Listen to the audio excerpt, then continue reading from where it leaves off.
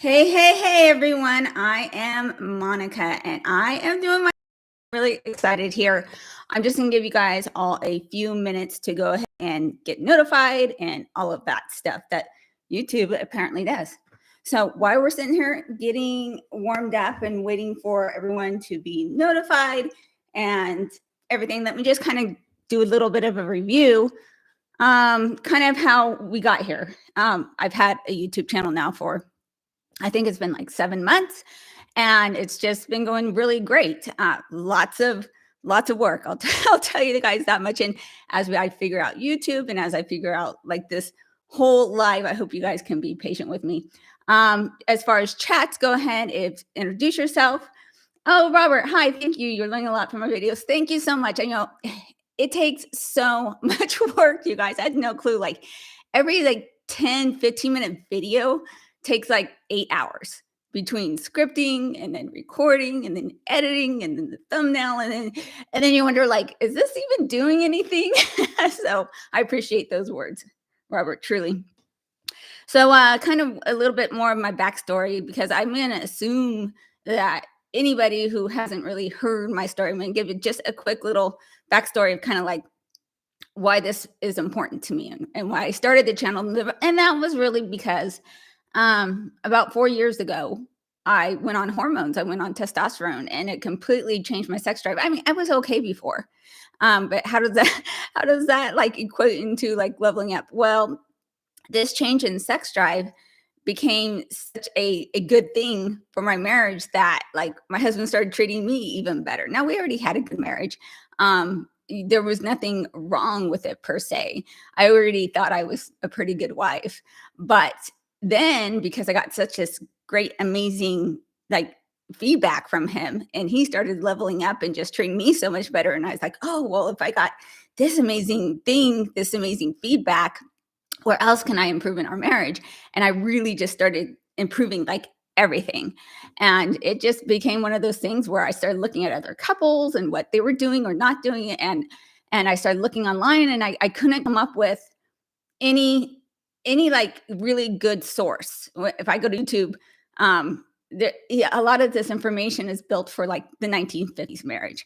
And we're just living in a different time. And what marriage is it looks different.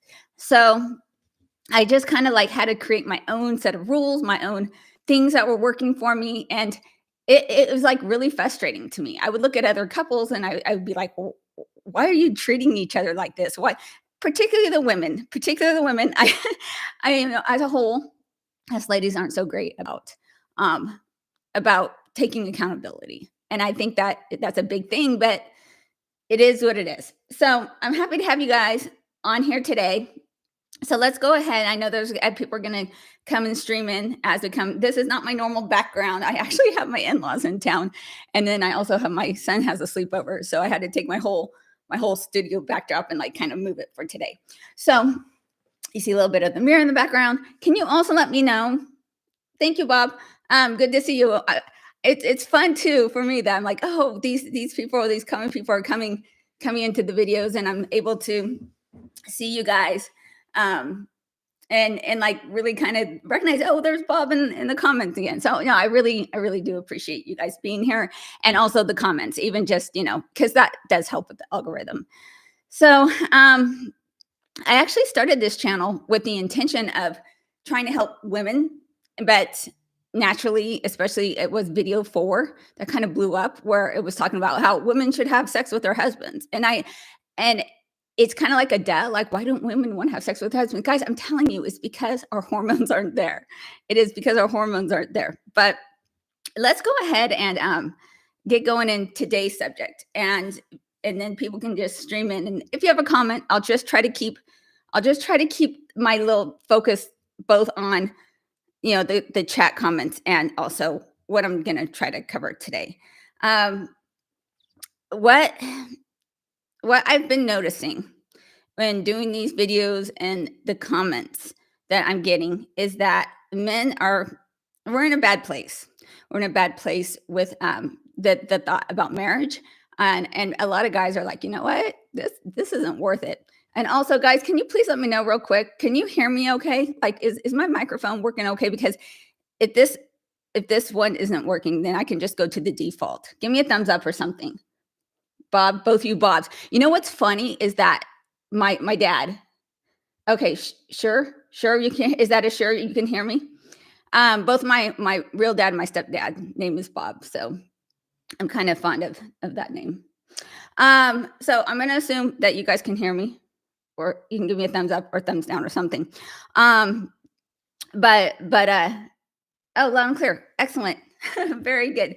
Very good. So let's talk about kind of like where people are, and you can let me know if this is. Thank you, Bob. If this is kind of where you guys are at, where a lot of people are feeling that just like marriage isn't worth it, and I see this all the time in the comments. It's like, no, marriage isn't worth it. I'm in my marriage now. It's awful. So it's kind of like, is a good or even like a great marriage possible? Is it even worth it? And I am a super pro marriage person. So I'm never going to be one of these women that say, no, don't get married or it's not worth it. But where I think we are now is that marriage is different. And where we are now is that you can't just, back in the 50s, I'm going to reference the 50s a lot. Back in the 50s, rules were very defined. You knew exactly what you were getting into. The man was going to work full time. The woman was going to stay at home, raise the kids. Well, nowadays, I'd say for anyone my age or older, say Gen X or older, 90% of the time, the woman's going to be working too. And what marriage is and what marriage looks like is really what is kind of defined between the two people. And the roles have to be discussed and negotiated. And the problem is not the institution of marriage in itself. The problem is that conversations that need to be had are not being had.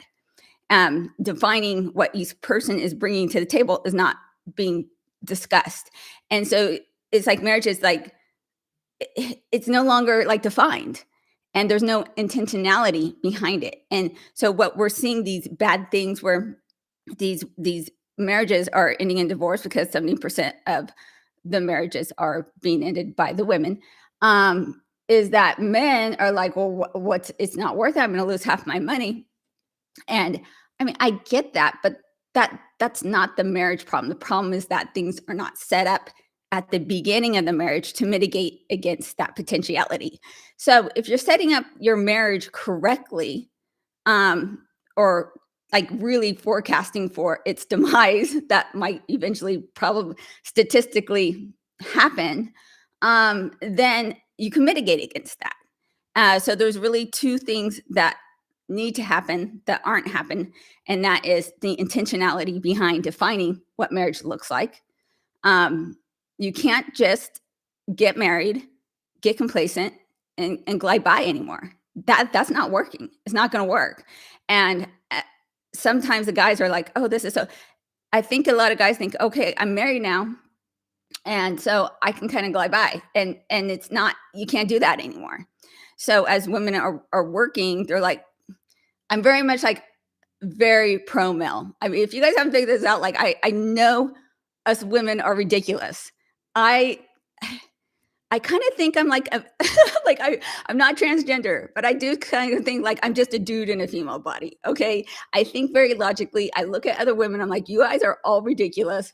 I can't believe the way you're treating your men, the way you're treating them, and stop being so stupid. But being the female side, knowing God, I'm like, you can't just tell people, you can't just tell women this. I can't tell my friends this. You're being ridiculous. You're sabotaging your own marriage. Like, what are you thinking? What are you doing? But I'm seeing that men are really skating by. They're not preparing for the eventuality of the divorce when it happens.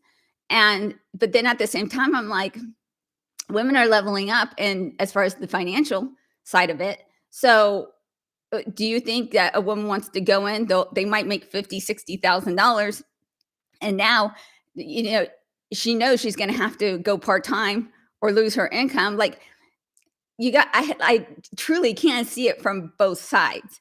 So it takes a really intentional man to make today's marriage work. And men just don't want to step up. You're going to have to, the guys have to step up here. You're going to have those difficult conversations. It's amazing to me that men are not having tough conversations in their marriage. And the number one thing I always tell men to do is that they're not saying no enough to their wife. And oftentimes they don't want to have that difficult conversation on the front side of the marriage, or, because he's just basically kicking the can down the road. Well, if you're not saying no to your wife because you don't want that short-term blowback, she's not going to respect you. And I always say, if a woman doesn't respect you, she doesn't love you.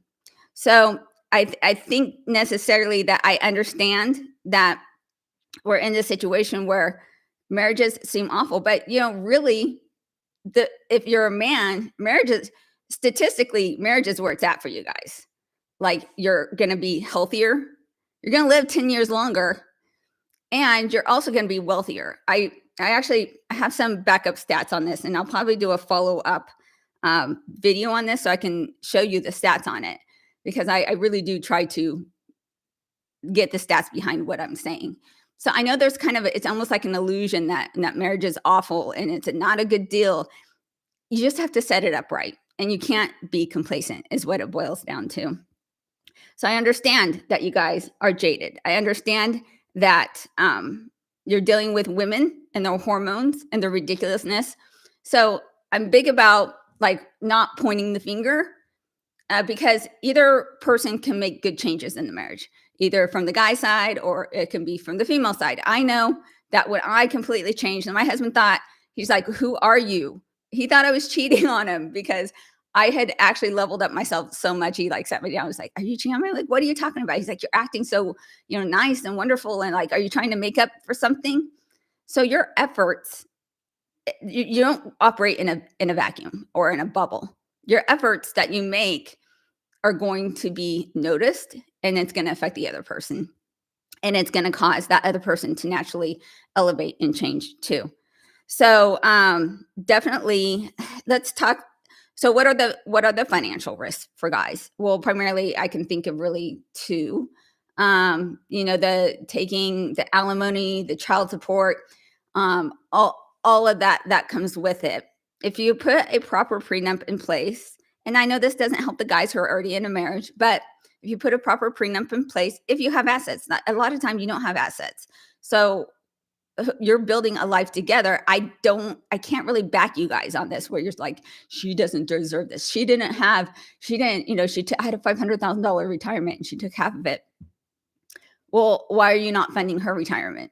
This is, if you both agree that she's not working, I think that this is a vast mistake on your end. And that is not just your retirement, your ability to work, your ability to have a career. She held back on her side. So I do believe I can see your guys' point of view, but I also believe that a lot of times it's very easy for you guys to put your head in the sand and be like, this isn't right that women get half their retirement. I'm like, she sacrificed this for you to have a life together. You didn't properly fund her retirement. So therefore, what do you expect? So I think that is a failure on your guys' side, not to be able to have enough boundaries, say no to her because you're too afraid to have difficult conversations or to be afraid of the blowback. And that is, it all boils down to that. So putting that proper financial protections in place and being able to have those tough conversations ahead of time. You guys always, I know men take marriage very, very seriously, and that's the way it's supposed to be. You're supposed to take the marriage very seriously, but sometimes, and I think this is a theory I might do a video on, is I think that the divorce rates might be so high because you guys are so loyal, it's almost to a fault, because you're so used to putting up with so much crap that instead of you're just not willing to walk away underneath any circumstance. And anytime you take that off the table, she realizes okay, if I'm gonna have to be the one to file. So I think this is part of the big reason, at least in my case with my ex-husband, we had been having trouble for a long, couple of years at least. And I know that if I hadn't filed, he would have just sat there miserable. And so it's almost like you guys force us to be the ones to file because you're like, nope, I made this commitment. I'm gonna do it. And I love that about you guys, the loyalty. But at the same time, I don't think that all marriages should I wish they should survive, but I don't think all marriages are going to work out.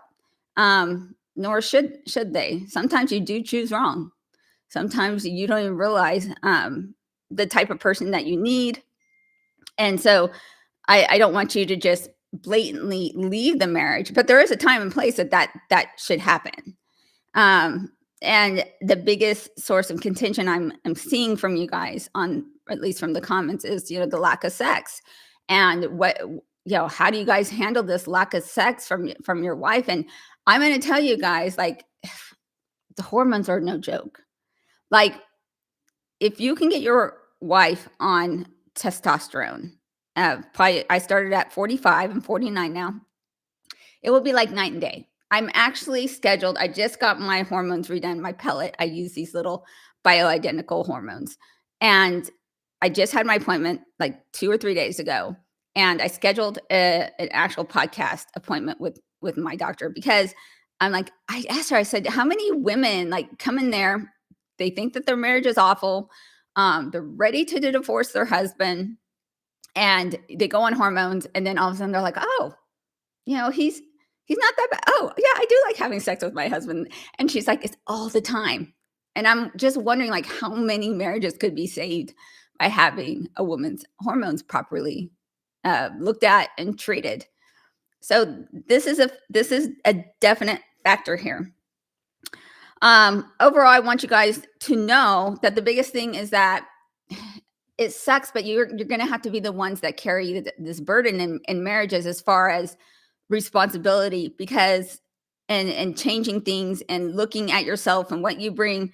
You so many times you're being like, this is her fault. She's the one that doesn't want to have sex with me. And I'm like, but you can only work on yourself. But like I said before, you're not operating in a bubble or in a vacuum. What you do is going to work. And one of the biggest reasons that women do not want to have sex with you is because they don't respect you. So you have to look in the mirror. And I'm telling you, if you're doing the job you're supposed to be doing, it will take you a long time for you to kind of level up in a way to really kind of make sure. I like to say, like, I don't ask for my husband to change anything.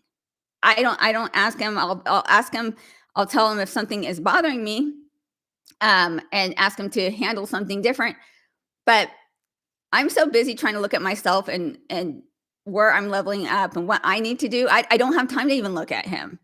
So, like, until you run out of things to improve on yourself, then you could point the finger at her. But there will be times that you've leveled up, like, you cannot think of any other thing. You cannot think of any other way to level up, and then you can ask her to do these things. Can you please go get your hormones checked? I've noticed this X, Y, and Z.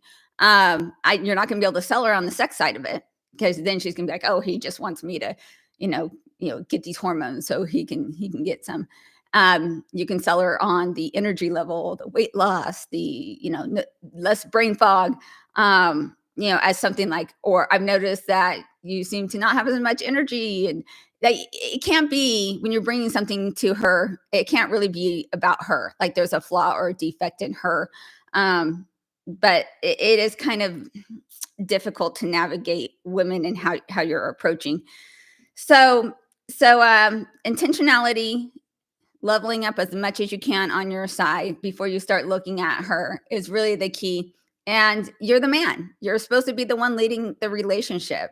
And you lead by example, not by pointing me like, this, you have problems you need to fix, and having a list of X, Y, and Z of everything that she needs to fix. And when she's probably looking at you and be like, dude, you're like really having a problem. Like, I can make a list of things that you need to fix as well. Because here's the deal, like, women do not leave men or want to leave marriages where there's not better options. So let's talk about that, like the hypergamous nature of women, and this concept of monkey branching, where basically they just want the best option and they're just going to ditch their current option. I think that is so overplayed. But what if you came with the notion that you are her best option and you will always be her best option? Like, I don't know, my husband can get someone younger than me for sure. but he's not gonna get somebody better than me. Like, it is my goal to utterly destroy all other women as far as being a wife. And that's my personal goal. And so can you bring that kind of level of, I'm gonna destroy every single other man's, like, I am her best choice and I'm gonna be the best choice she's ever gonna have. Like, that's gonna be amazing. And this money thing is completely overblown, guys. Like, women, I was trying to think about this because I was like, I was thinking how much money could some billionaire come to me and be like, "Hey, I want to come and sweep you away and leave your husband and let." I don't know if there's a dollar figure, guys. I don't know if there's a dollar figure that can make me. I don't. Well, I don't really place. I always feel like I have enough. Like, I can make my own money, so money's not a big deal to me. Um, but I know. I guess there's some women that money is definitely more valuable, but to say universally that women are just going to find a better option, well, it's not always about money. And it has to be like a really, really, really, really good, better option. There has to be underlying problems already happening in your marriage for that to happen. So, a lot of times, too, ultimate accountability and being her best option is the only way you're going to keep her long term and have it be happy. And that's like, guys are like, man, that seems like a lot of work. It is a lot of work. And maybe that's another kind of fault and flaw that we're seeing in our marriages, is that once again we get complacent and then we think we get to kind of coast and glide. You don't get to coast and glide. It's just beginning. And it's amazing. Like, when you know, I have a lot of confidence. Like, when I get a Valentine's Day gift for my card, which I'm not a fan of Valentine's Day. I think it's a commercial holiday that's overplayed, that makes you guys just, buy more crap. But when I get a Valentine's Day gift card, the card, and it's always like, "Oh, you're the best wife ever."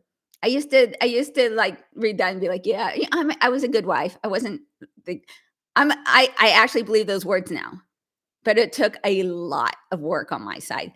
And I'm gonna say I'm a unicorn, because most women, 99% of women, are not going to take that personal responsibility. So that's why it's on you.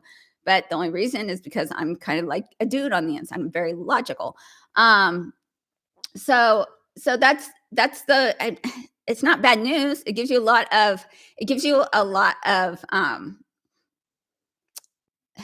the word I want to say is, it would give me hope. Like, if my marriage depended on the other person, well, that's shitty, because that means I'm not in control here. Then maybe that's not the word I'm looking for. It gives you a lot of control, and it gives you the opportunity to do something about it. So, intentionality. You might have married the wrong person, but you can reframe this and become the best guy, become the best option possible for her. And becoming the best option does not have to do 100% with money. It has to do with, like, fitness. It has to do with um, having hobbies. I know, like, even me, I look at my husband, I'm like, I would be completely screwed, because I'm like, this guy, I kind of feel like he was custom made for me. And he can be kind of a jerk sometimes. Sometimes he can kind of be like, I wouldn't say harsh, but um, he I won't, because I don't want to say this without making him sound bad, but he's often not satisfied, which causes me to level up my game. But I like that. Like, that, if I have a guy who's like, "Oh, you're good enough as you are," I wouldn't even like that. But that's just because that's my personality. Some women would be like, "Why am I even trying?" So, it's what's the best option for your husband or your best option for your wife is different for every single other person. It's not the same for each female. So, with people who are already married, who want to stay married, want to have the best marriage ever, because I don't think a successful marriage just means staying together. I think that's an awful definition. Could we have great marriages? Yeah. And a lot of times, a lot of people are like, "I don't know anybody who has good marriages." Well, you need to get better friends, because I only hang out with couples that have really great marriages. They're out there. And a lot of times, it's like, who you see is kind of like, if you're only hanging out with people in bad marriages, who are you going to get an example from?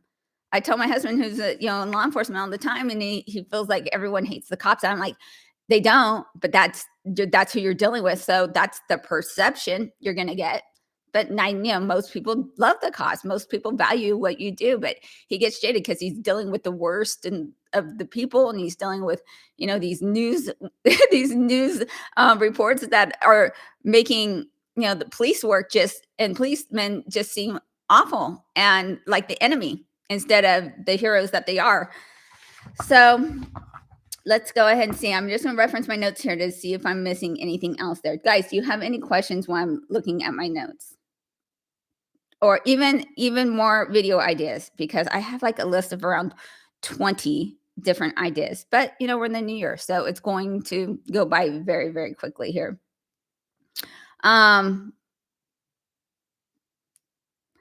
So let's talk a little bit about loyalty. When men are naturally super, super, super loyal, and I love that about you guys. And women, you can't expect women to be as loyal as men.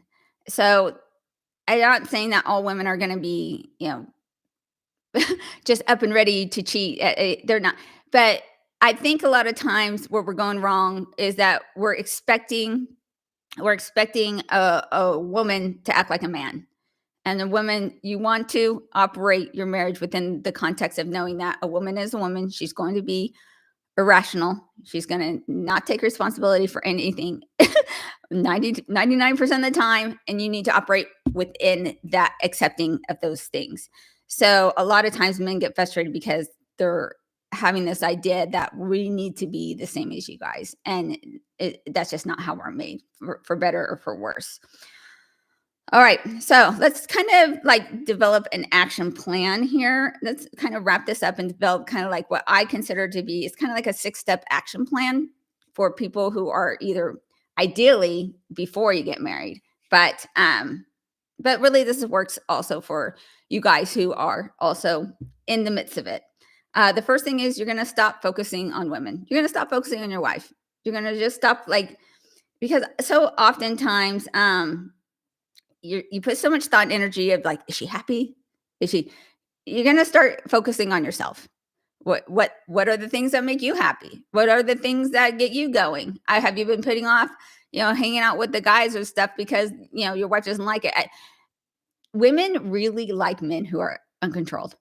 And this is, once again, it's kind of like this push pull back because a lot of times women be like, oh, I want to go out golfing, or and she'll be like, oh, do you have to do that?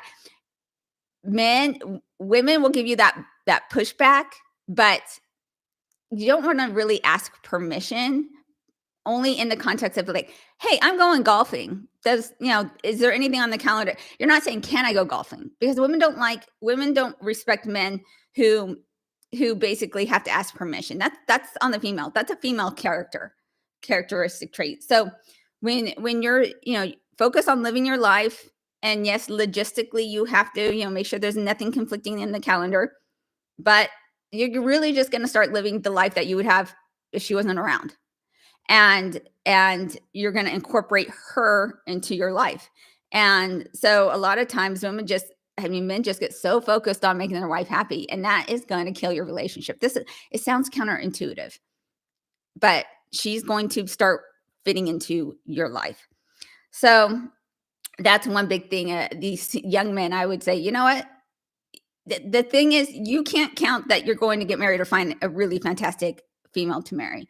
So you have to go find your mission, find out what makes you happy in life, and live your life as if you're not going to have a relationship, that you're not going to get married. And if you happen to find a woman who's worthy, who is actually worth it, then she can come into your world. And women are highly malleable, so they will come into your world. They'll start. My husband rides on. He's president of a motorcycle club. He plays cornhole. All these things that hobby wise, are his hobbies. I come into his world. So that is, I think, the ideal situation.